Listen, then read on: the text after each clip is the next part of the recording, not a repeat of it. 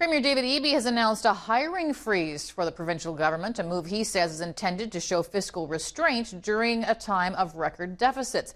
But not everyone thinks it's a good idea. For more, let's head down to the BC legislature and check in with Rob Shaw. Rob, what does this hiring freeze actually mean?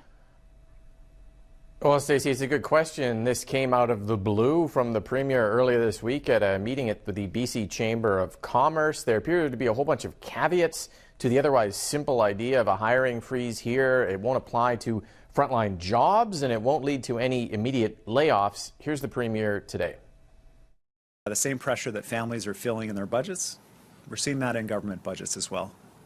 So the direction to core government is we're having a freeze on hiring, but we will not have a freeze on hiring in relation to service delivery in healthcare and education, the services that people depend on. This is in relation to the administration of government. The size of BC's broader public service has gone up quite a bit, 68% since the NDP took power in 2017, outpacing private sector job growth, though that includes new teachers, doctors, nurses, childcare workers, and repatriating health workers from the private sector too. No timeline on this hiring freeze, but it will be accompanied by a cost-saving review of government administration as well to try and save some money there. The largest union of civil servants says it wasn't consulted about the hiring freeze, and it's worried about whether it applies to retirements and backfills, auxiliary and temporary jobs. The opposition says it thinks all of this is to try and soften the blow of what's expected to be awful quarterly financial numbers from the province, which are already several weeks late. Here's both sides of that. We have a number of people in critical positions where there's high turnover rates, and of course we want to know, are those positions going to be filled? And I think British Columbians want to know that.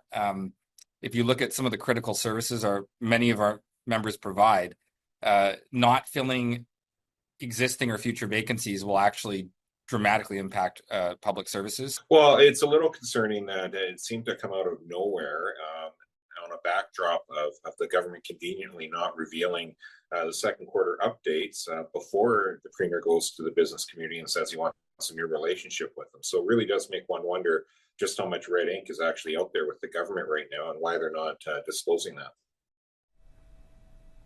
So still lots of unanswered questions here on a big issue for a government town like Victoria. Plus, negotiations begin early next year for the more than 400,000 unionized civil servants, public servants.